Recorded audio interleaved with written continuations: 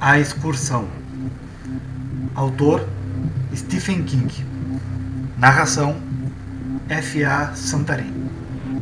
Parte 1. Esta é a última chamada para a excursão 701.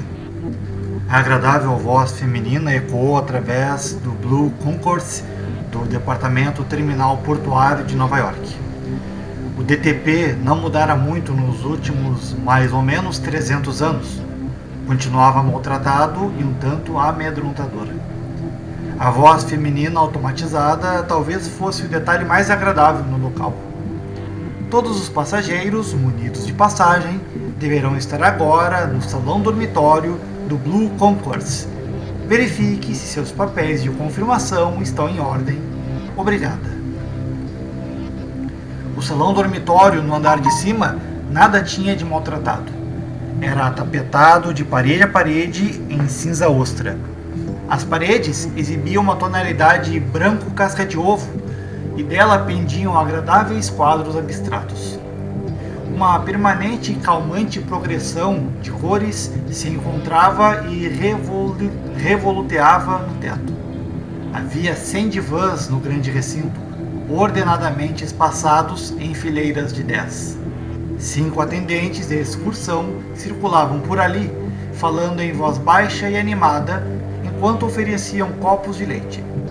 A entrada ficava a um lado da sala, flanqueada por guardas armados e outro atendente da excursão, que no momento checava os papéis de confirmação de um passageiro retardatário, um homem de negócios com expressão apoquentada e World Times de Nova York dobrado debaixo de um braço. Na direção exatamente oposta, o piso descia em uma espécie de calha, com cerca de 1,5 metro de largura e talvez uns 3 de comprimento. Essa passagem insinuava-se através de uma abertura sem portas, tendo uma vaga semelhança com um escorrega para crianças. A família Oates jazia lado a lado em 4 divãs de excursão, perto do final da sala. Mark Oates e Merlis, sua esposa, flanqueavam os dois. Papai, vai me falar sobre a excursão agora? Perguntou Rick. Você prometeu? Isso mesmo, pai, você prometeu, acrescentou Patrícia, com um agudo risinho sufocado, sem motivo algum. Um homem de negócios com a corpulência de um touro olhou para eles e depois voltou a concentrar-se na pasta de papéis que examinava, enquanto jazia deitado de costas, os sapatos reluzentes ordenadamente juntos. De algum lugar chegou um murmúrio surdo de conversas e o rumor de passageiros ajeitando-se nos divãs em excursão. Mark olhou para Meredith Oates e piscou. Ela piscou de volta, mas estava quase tão nervosa quanto Patty parecia. Por que não? Pensou Mark. Era a primeira excursão para os 3.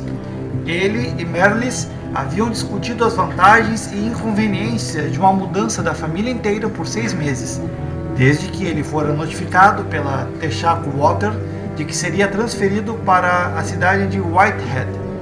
Finalmente, decidiram que iriam todos e permaneceriam em Marte durante os 2 anos em que Mark ficaria lá. Agora, observando a palidez de Merlis, ele se perguntou se ela lamentava a decisão. Olhou para o relógio e viu que ainda faltava meia hora para a partida da excursão. Havia tempo suficiente para contar a história, e imaginou que isso deixaria as crianças menos nervosas. Quem sabe, talvez até acalmasse Merlis um pouco. Muito bem, decidiu-se. Rick e Pat o encaravam com seriedade. Rick tinha 12 anos e Pat 9. Disse novamente para si mesmo que Rick estaria atolado no pântano da puberdade e sua filha provavelmente teria seios em forma de desenvolvimento quando retornassem à Terra. E de novo, achou difícil de acreditar. As crianças frequentariam a pequena escola mista de Whitehead juntamente com os 100 e poucos filhos de engenheiros e pessoal da companhia de petróleo que lá estava. Seu filho bem poderia engajar-se em uma viagem de campanha geológica a Phobos, não muitos meses distante. Era difícil de acreditar, mas verdadeiro. Querem saber? Pensou torcidamente. talvez isso também me traga certas vantagens. Até onde sabemos, começou ele, a excursão foi inventada há cerca de 320 anos atrás, por volta de 1987, por um indivíduo chamado Victor Carune. Ele fez isso como parte de um projeto privado de pesquisa, financiado por algum dinheiro do governo. E, eventualmente, o governo tomou as rédeas, claro. Por fim, a coisa foi passada para o governo e também para as companhias de petróleo. O motivo de ignorarmos a data exata é porque Carune era um tanto excêntrico. Está querendo dizer que ele era maluco, papai? Perguntou Rick. Excêntrico significa só um pouquinho maluco, meu bem, disse Meirelles, enquanto sorria para Mark por cima das crianças. Ele pensou que sua esposa agora parecia algo menos nervosa. De qualquer modo, ele fez a experiência com o processo por bastante tempo, antes de informar ao governo o que descobrira, prosseguiu Mark. Mas só deu a informação porque estava ficando sem dinheiro e eles não pretendiam continuar a financiá-lo. Seu dinheiro prontamente devolvido, disse Pat, tornando a dar aquela risadinha aguda. Exato, querida, disse Mark, e desarrumou-lhe o cabelo delicadamente. No extremo oposto do recinto, ele viu uma porta deslizar silenciosamente, dando passagem a mais 2 atendentes, trajando os vivos macacões do serviço excursão, e empurrando uma mesa rolante. Sobre ela, havia um bocal de aço inoxidável preso a uma mangueira de borracha. Debaixo da mesa, esteticamente escondidas, Mark sabia que havia 2 garrafas de gás. As sacolas de malha presas ao lado estavam sem máscaras descartáveis. Mark continuou falando, não querendo que os seus vissem os representantes da excursão antes do momento oportuno. E se conseguisse tempo para relatar toda a história, eles acolheriam de braços abertos os aplicadores de gás. A alternativa também devia ser considerada. Naturalmente, vocês sabem que a excursão é teletransporte, nem mais e nem menos, disse ele. Por vezes, na química e física das universidades, dão-lhe o nome de processo Carune, mas em realidade é teletransporte, tendo sido o próprio Carune a acreditar-se no que dizem que o denominou de a excursão. Ele apreciava a ficção científica e há uma história escrita por um homem chamado Alfred Bester e intitulada As Estrelas São o Nosso Destino, na qual o autor emprega a palavra excursão como teletransporte. Só que no livro pode-se fazer a excursão apenas pensando nela, o que evidentemente não podemos. Os atendentes agora fixavam a máscara ao bocal de aço e a estendiam a uma mulher idosa, no extremo oposto do recinto.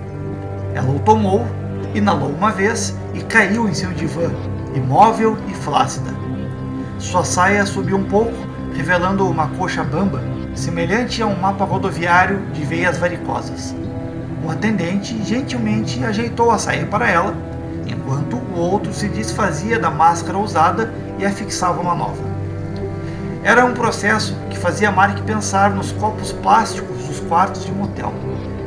Desejava ardentemente que Pat se acalmasse um pouquinho. Vira crianças que precisavam ser subjugadas em seus divãs e que, por vezes, até gritavam enquanto a máscara de borracha lhes cobria o rosto. Não era uma reação anormal em uma criança, pensou ele. Porém, era uma visão desagradável e não queria que acontecesse a Pat. No tocante a Rick, sentia-se mais confiante. Creio que se poderia dizer que a excursão surgiu no exatíssimo momento, recomeçou. Falava para Rick, mas estendeu o braço e segurou a mão da filha. Os dedos de Pat se fecharam sobre os dele, com imediata e amedrontada pressão. A palma dela estava fria, suando ligeiramente. O mundo vinha ficando sem petróleo e a maioria do que sobrara pertencia aos povos dos desertos do Oriente Médio, que o usavam como arma política. Eles tinham formado um cartel petrolífero a que denominaram OPEP. O que é um cartel, papai? Perguntou Pat. Bem, é como um monopólio, respondeu Mark. É como um clube, meu bem, disse Meirelles. e a pessoa só podia entrar nesse clube se tivesse quantidades de petróleo. Ah, não tenho tempo para explicar toda a confusão, disse Mark. Vocês vão estudar alguma coisa disso na escola, mas foi uma confusão, e deixemos como está.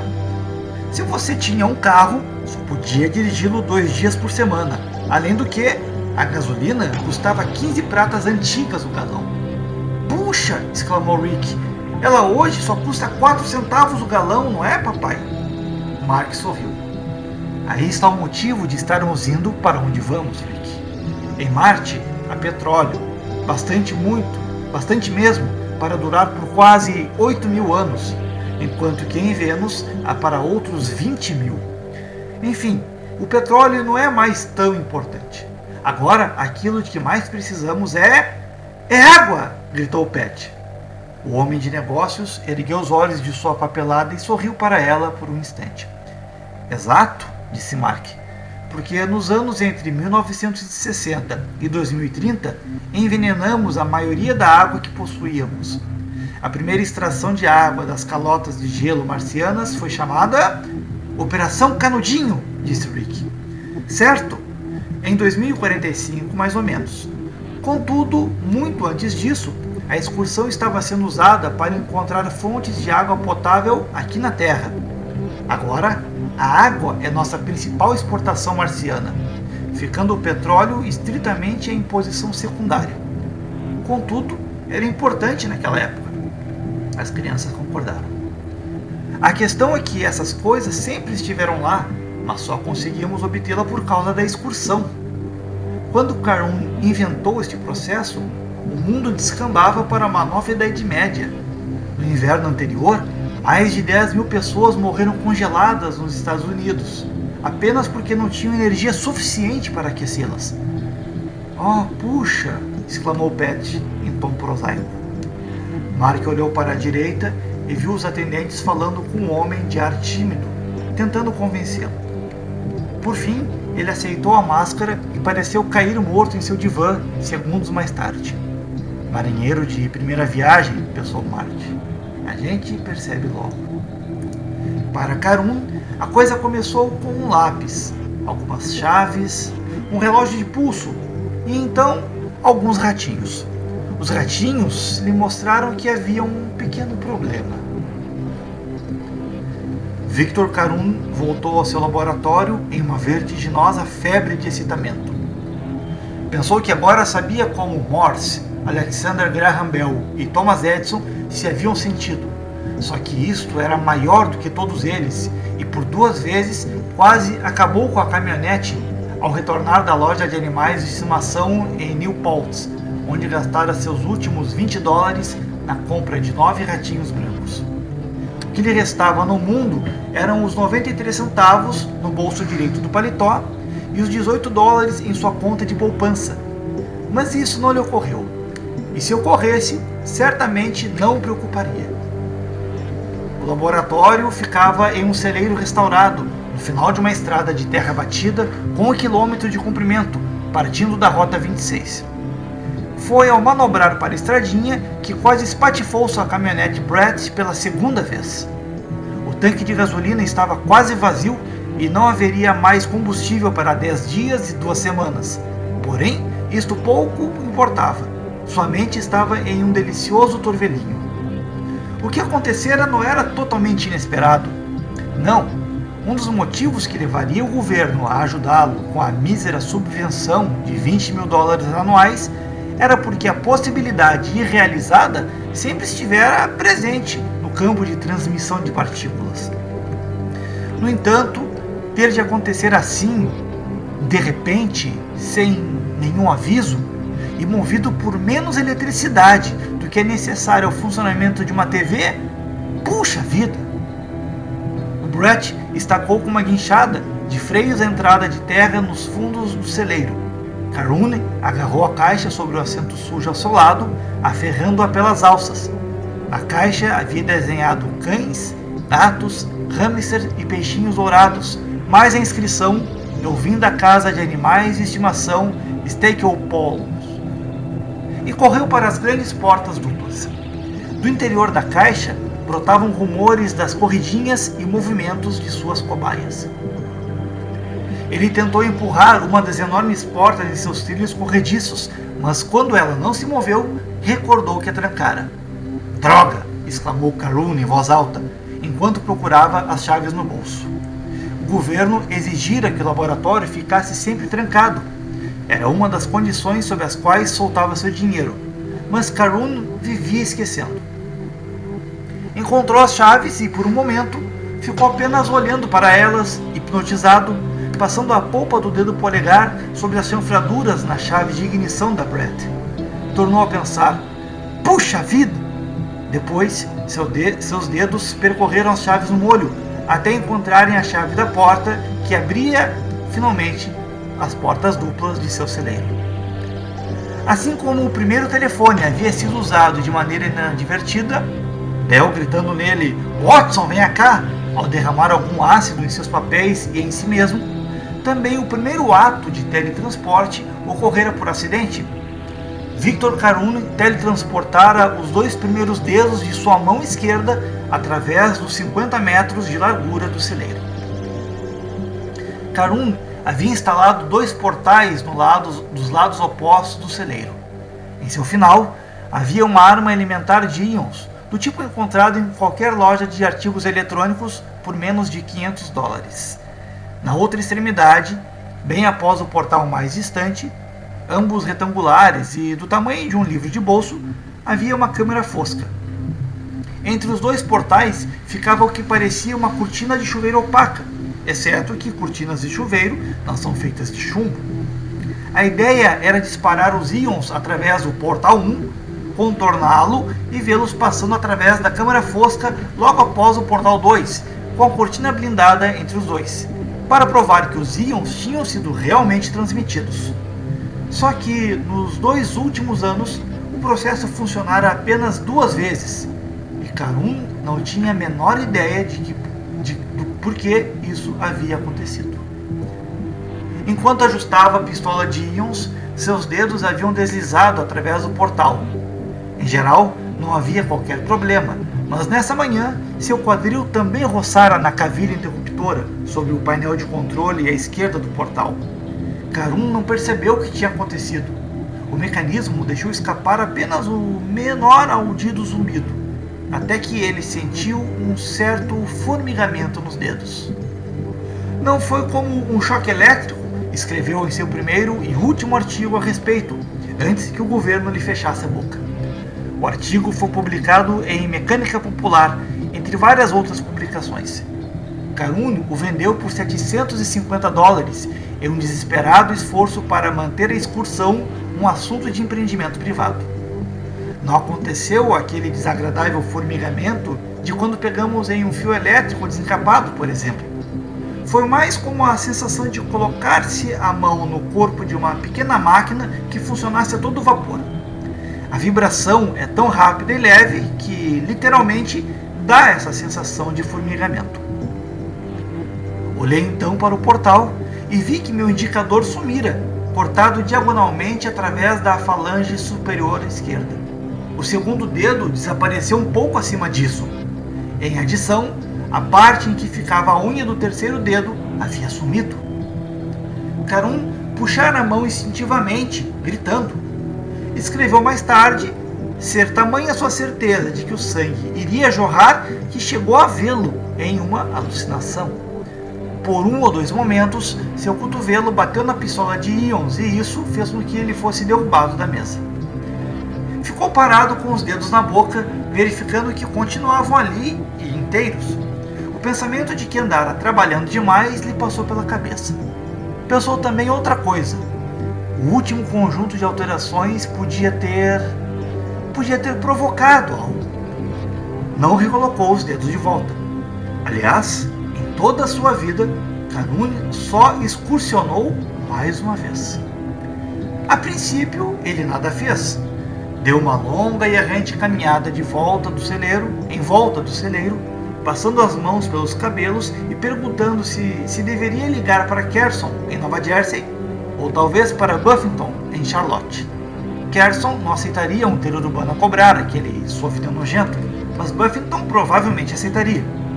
Então teve uma ideia súbita e correu até o portal 2, pensando que, se seus dedos realmente haviam cruzado o celeiro, poderia haver algum sinal disso. Não havia sinal algum, claro.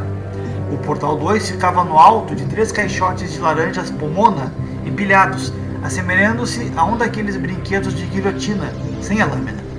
Em um lado de sua moldura de aço inoxidável ficava uma tomada, com um cordel que ia até o terminal de transmissão, este pouco mais do que um transformador de partículas, ligado a uma linha de alimentação de computador. Isso lhe recordava... Carun olhou para seu relógio e viu que passavam 15 minutos das 11. Seu envolvimento com o governo consistia de dinheiro curto, mais tempo de computador, o qual era infinitamente valioso. Sua ligação com o computador durava até 3 horas daquela tarde e depois seria adeus, até segunda-feira. Precisava mover-se, tinha de fazer alguma coisa. Tornei a olhar para a pilha de caixotes, escreveu ele, em seu artigo para a Mecânica Popular. E então olhei para as polpas de meus dedos. Claro, a prova estava ali. Contudo, pensei então, aquilo não convenceria ninguém, além de mim mesmo. No começo, entretanto, é apenas a nós próprios que temos de convencer. Qual era o problema, pai? Perguntou Rick. Sim, pai, qual era? Acrescentou Pat. Mark sorriu de leve. Estavam todos atentos agora, inclusive Merlis. Quase haviam esquecido onde estavam. Pelo canto do olho, ele podia ver os atendentes da excursão empurrando silenciosa e lentamente seu carrinho por entre os excursionistas, colocando-os para dormir. O processo nunca era tão rápido no setor civil como era no setor militar. Ele havia descoberto isso por experiência própria. Os civis ficavam nervosos e queriam discutir o assunto. O bocal e a máscara de borracha recordavam demais as salas de cirurgia dos hospitais, onde o cirurgião, com suas facas, espreitava de algum ponto atrás a anestesia. Esta com uma seleção de gases em recipientes de aço inoxidável. Por vezes havia pânico, histeria, sempre existindo alguém que simplesmente tinha acessos de nervos mais fortes, digamos. Mark observou 2 destes, enquanto falava com os filhos.